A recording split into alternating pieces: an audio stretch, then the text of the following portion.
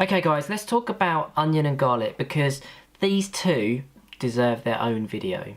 Now, the reason that that's the case is because these two, they fall into the oligosaccharides area, but they are, I think, probably two of the worst offenders when it comes to the FODMAP diet. Don't ask me why, it just must be something to do with them.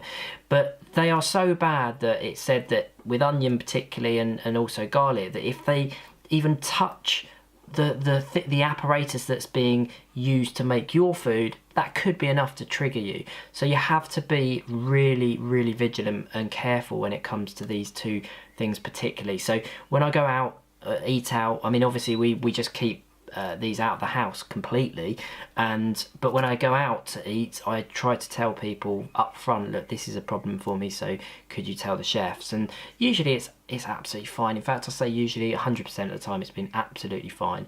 So it's just worth noting that these are particularly bad when it comes to this diet. So I just wanted to put them out on a video on their own.